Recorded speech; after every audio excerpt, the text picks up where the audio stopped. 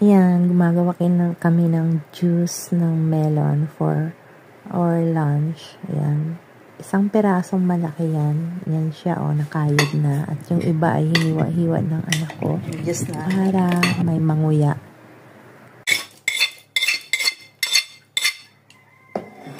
Tapos na nilagay namin 3 punong-punong kutsara at saka 5 sugar, no?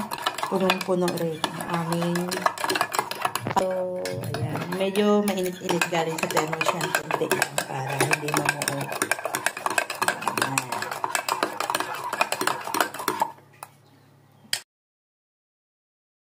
Matunaw sa malamig. Ayan, nilagay namin sa isang malaking mug yung 3 tablespoonful na milk, yung pang-adult na milk, akin yun. At saka nilagay namin ng 5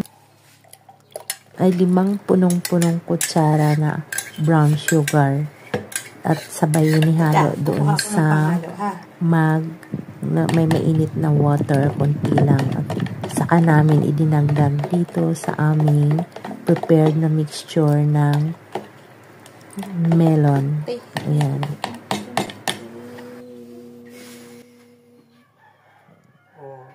Ayan na. Wow! Ang ganda. At ito na, ilalagay na namin ang aming mix na powder milk at saka sugar dito sa aming mixture na melon sa pitcher. At ayan, napakasarap siya at napakabango. Yun lang naman kasi ang maganda sa melon eh. Gagawin mong juice kasi pag kinain mo siyang solo as in parang fruit, hindi ka mag-enjoy. Dito lang talaga siya maganda. Mabango at saka masarap siya, malamig-lamig. Ayan.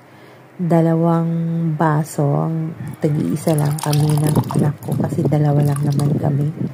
Naging 1 kalahating pitzel ang nagawa namin kaya hindi namin naubos. Next na hapon pa ininom namin yung 2 baso ulit na natira sa pitzel na nilagay sa ref. Thank you.